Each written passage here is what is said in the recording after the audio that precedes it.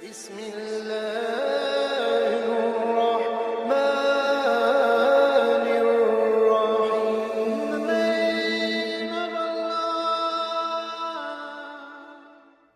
Bismillah, alhamdulillah, wa salatu wa salam ala rasulillah. Assalamu alaikum wa rahmatullahi ta'ala wa barakatuh. This is Riad Ouarzazi welcoming you to another episode of ROC YOUR RAMADAN 2018, day 13. And we're still talking about the previews from the seerah of the Prophet Mohammed ﷺ. Prophet Mohammed ﷺ has announced the message openly at Quraysh, and we talked about the abuse and the persecution that happened to the Sahaba radiallahu anhum wa ardahum. Came the a lot of events actually did happen, when they started persecuting and abusing the Prophet Muhammad and the Sahaba. Amongst all this abuse, subhanAllah, and within all this abuse, there's always something good that has to happen.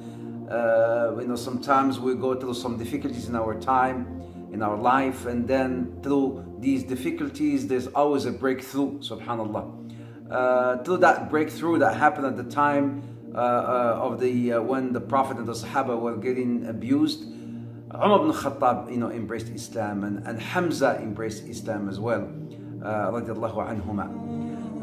Quraysh, they had to think of ways to negotiate some sort of terms with the Prophet Muhammad alayhi as-salatu was-salam. So they came with this idea. They came to him and they said, why don't you worship our gods one day and then we worship your God one day, right?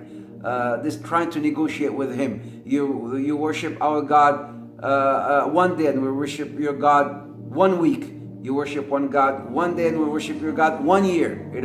They started negotiating that with the Prophet Muhammad. Allah Azza wa Jalla revealed, قُلْ يَا أَيُّهَا الْكَافِرُونَ لَا أَعْبُدُ مَا تَعْبُدُونَ ولا أنتم عابدون ما أعبد ولا أنا عابد ما عبدتم ولا أنتم عابدون ما أعبد لكم دينكم ولي دين. خلاص, you stick to your religion, you stick to your faith, you stick to the truth. Once you know the truth, قل يا أيها الكافرون, you have your religion and I have mine. You worship your God and I worship mine.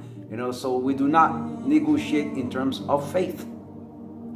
They put some pressure on his ankle to put pressure on him. It did not work. They offered him money, they offered him wealth and to rule and to get married with the most beautiful girl and whatnot. Yet the Prophet Muhammad, that was not his aim. The aim was for the message to be spread. So they kept on, in fact, making it hard for the Prophet and the Sahaba. Came the idea of migration, because the Sahaba were being persecuted a lot and the Prophet was thinking about them. So he thought, and the Prophet also was aware of the surrounding around him, sallallahu alaihi wasallam, not only in Mecca, within Quraysh, but also outside of Mecca and outside of the Arab Peninsula, all the way in Abyssinia. He had news, sallallahu alaihi wasallam. So he knew that there was a king there by the name of Negus or Najashi, who was Christian, yet he was a very, very just man. So he told the Sahaba, he asked them if they wanted to migrate.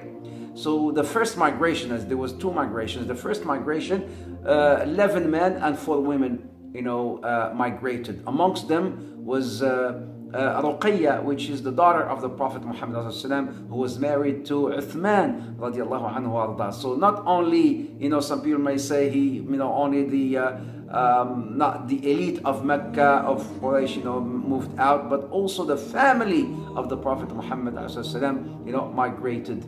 And then in the second hijrah, 83 men and 19 women migrated to Abyssinia, and amongst them was again the Ja'far, which is the cousin of the Prophet Muhammad, Ja'far ibn Abi Talib. Here will come a very beautiful thing that will happen there. The meeting with An-Najashi, because Quraysh heard that Muslims, traveled to Abyssinia, so they tried to go and bribe him so they can, send them back to Mecca.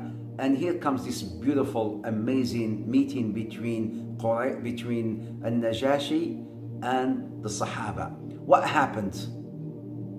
And who was the spokesman? Something really, really beautiful happened that we could use today, and learn from it on how to give da'wah, as some of us who are living, in non-Muslim countries, how to give da'wah to non-Muslims. I will talk about that in our next episode, next time, inshallah ta'ala. Until then, I say, Assalamu alaikum wa rahmatullahi ta'ala wa barakatuh.